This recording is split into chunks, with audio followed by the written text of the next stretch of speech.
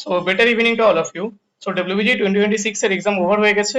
আমরা একটা জিনিস একটু পেপার অ্যানালাইসিস দেখে নেবো, হ্যাঁ, আর কোন কোন সাবজেক্টের জন্য একটা যদি বলি যে ভালো স্কোর কোন স্কোরকে বলা হবে বা অ্যাভারেজ স্কোর বা গুড স্কোর কোন স্কোরকে বলা হবে, সেটা আমরা ডিসকাস করে নেবো আর পুরোপুরি পেপারে অ্যানালাইসিস করবো, ঠিক আছে?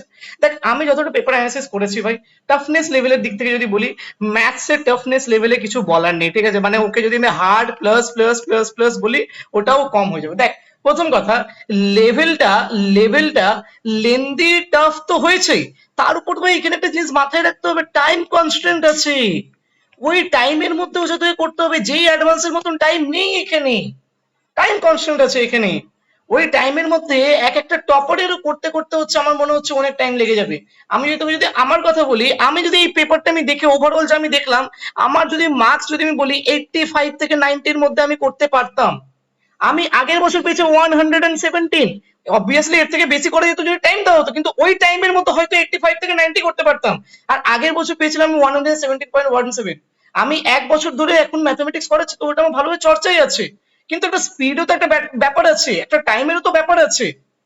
যে যতই জানো ভালো ম্যাথ, কিন্তু টাইমেরও তো ব্যাপার আছে। এই টাইমটাও তো ইম্পর্টেন্ট আছে। আর তার উপর লেন্দি আছে পেপারটা। তো এই জন্য এটাকে আমি হার্ডেস্ট এবার বললাম।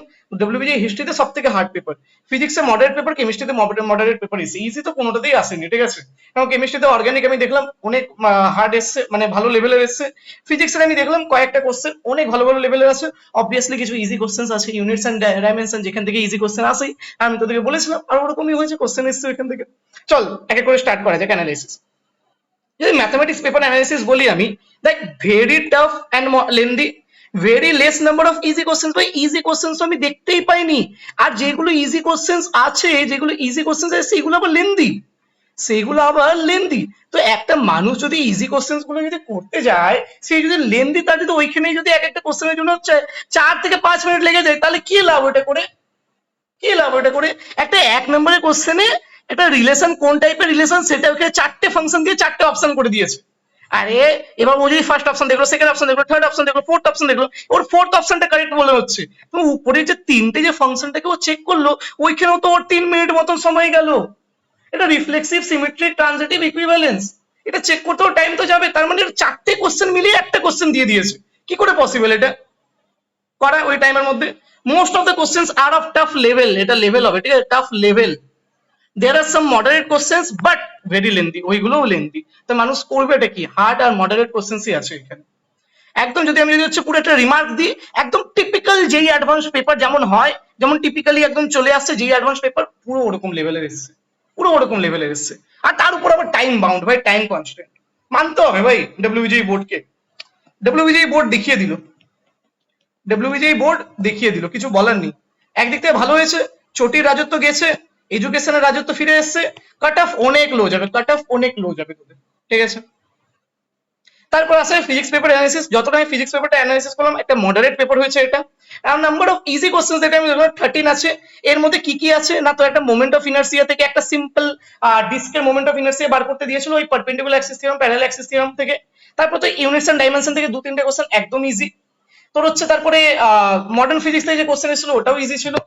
আচ্ছা, তারপরে তোর হচ্ছে একটা হচ্ছে প্রজেক্টাইল ওই কাইনেমেটিক্স এর একটা অঙ্ক প্রবলেম ছিল, ওটাও ইজি ছিল।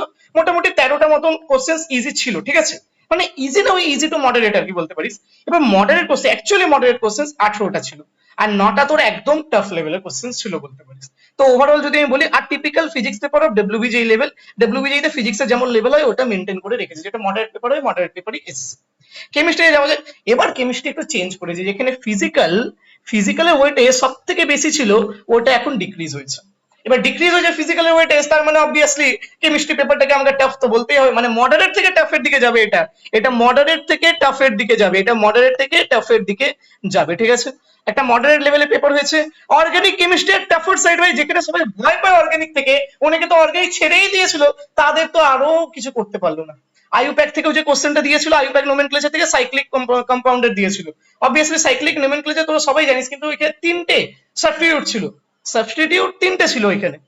তো ওটা একটু আমার কোথাও না কোথাও একটু ভালো লেভেলের কোশ্চেন লাগবে, ঠিক আছে? আর ইনঅর্গানিক কেমিস্ট্রিতে তোর স্ট্রাকচার বেস দিয়ে দিয়েছে, ব্লক কেমিস্ট্রি ওরিয়েন্টেড দিয়ে দিয়েছে, পিরিয়ডিক টেবিল থেকে কোশ্চেন নেই, কেমিক্যাল বন্ডিং থেকে কোশ্চেন দিয়ে তবু একটা, ওর মধ্যে আবার হচ্ছে হাইব্রিডাইজেশন বের করা খালি। আর ফিজিক্যাল কেমিস্ট্রি যেমন ডব্লিউবিজি লেভেলে আছে ওরকম এসছে, এবারে দেখলে একটু গ্রাফটা বেশি দিয়েছিল, গ্রাফ 2-3টে মতন দিয়েছিল, খুবই করার মতন ছিল। আর ফিজিক্যাল কেমিস্ট্রি 4-5টা কোশ্চেন একদম ইজি লেভেলেরও ছিল, ইজি লেভেলেরও ছিল। তাহলে ওই আর typical physics paper of WBJEE level আমি বলতে পারি এটাকে, ঠিক আছে। ওভারঅল যদি আমি বলি, অল দ্য ফিজিক্যালের একটু ওয়েটেজটা কম হয়েছে, বাট তোর হচ্ছে বাকিগুলোর জন্য ম্যানেজ হয়ে যাচ্ছে। অলদো এটা পেপারটা টাফ হয়েছে, পেপারটা মডারেট টু টাফ হয়েছে কেমিস্ট্রির জন্য, ঠিক আছে। তাহলে ওভারঅল যদি আমি তোদেরকে বলি,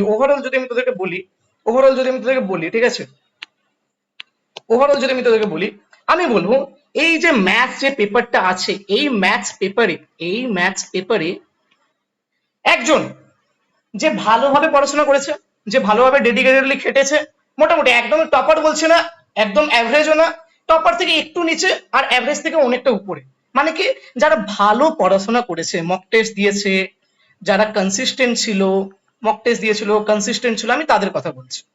তারা যদি এই পেপারটা অ্যাটেম্প করতে চায়, আমি বলছি ম্যাথস পেপারে তারা 35 থেকে 40 এই পর্যন্ত করে স্টপ হয়ে যাবে।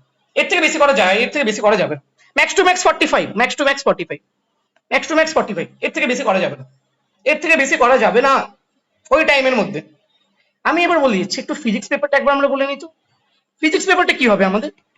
দেখ ফিজিক্স পেপারটা আর কিছু না, ফিজিক্স পেপারটা কি হবে, ফিজিক্স পেপারে মোটামুটি যারা যারা পড়েছে একই ফিজিক্স থেকে, আমার কাছে যত স্টুডেন্টস ছিল কানেক্টেড, ফিজিক্স থেকে ম্যাক্সিমাম জন ভয় পায়, ঠিক আছে।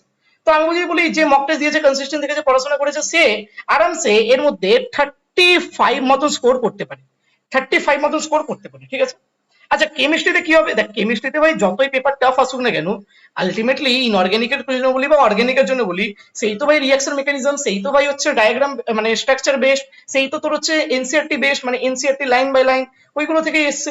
এবার তোকে আমি বলছি, যারা পড়েছে কেমিস্ট্রি তারা এখানে আরামসে ওরাও এখানে 35 স্কোর করতে পারবে, ঠিক আছে। এবার তোকে আমি বলছি, এবার সবাইকে 35 স্কোর করতে পারবেন না, সবাইকে ফিজিক্স পেপারে 35 স্কোর করে নেবেন না। তার মানে ওভারঅল যদি আমি দেখি একজন ভালো বা কনসিস্টেন্ট ছিল, কারো হয়তো ফিজিক্সটার সঙ্গে আছে, সে 35 স্কোর করলো, ওর হয়তো কেমিস্ট্রি হচ্ছে উইক থাকতে পারে। তাহলে ওভারঅল যদি আমি দেখি ফিজিক্স কেমিস্ট্রি মিলে একজন স্টুডেন্ট আরামসে এখানে 60 মার্কস মতন স্কোর করতে পারে, ঠিক আছে। তার মানে আমি বলছি যারা একদম পুরোপুরি ভালো পড়াশোনা করেছে তারা আলটিমেটলি এইখানে 40, এইখানে 60, আলটিমেটলি 100 এ গিয়ে দাঁড়াচ্ছে। আর যারা এরা যে ভালো পড়াশোনা করেছে এদের র্যাঙ্ক জানিস কত হয় জেনারেলি? জেনারেলি কত হয় বলতো এদের র্যাঙ্ক? কারো আইডিয়া কোনো? আরেকটা জিনিস আমি এখানে বলতে চাই, যে তুই ধরে রাখ মোটামুটি মোটামুটি যারা 100 মার্কস স্কোর করছে তাদের র্যাঙ্ক কোথাও না কোথাও, যেটা আমার মনে হচ্ছে, আন্ডার আন্ডার 450 হতে পারে। চুপ করে থাকবি, কিছু বলার দরকার নেই, এটা পুরোপুরি আমার অ্যাজাম্পশন, আমি এই কথাটা বলছি, ঠিক আছে। কাউকে এটা চিল্লানোর দরকার নেই, কাউকে কিছু বলার দরকার নেই, এটা আমার অ্যাজাম্পশন, ঠিক আছে। আন্ডার 450 হতে পারে যে 100 মার্কস মতন স্কোর করছে। আমি বলবো যে 100 মার্কস মতো স্কোর করছে, প্রচুর ভালো স্কোর করেছিস ভাই, প্রচুর ভালো, চালিয়ে যা।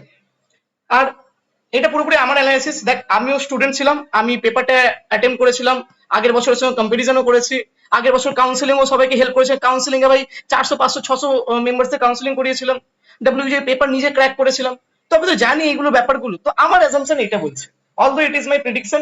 কাদের কাদের এক্সাম কেমন হচ্ছে তারা নিচে জানাস, এক্সপেক্টেড মার্কস কত হচ্ছে সেটা নিচে জানাস, আর এই লজিক্যাল ডিসকাশনটা কতটা তো রিলেভেন্ট মনে হচ্ছে সেটা আমাকে জানাস। Okay, thanks to all, bye bye, tata, good by.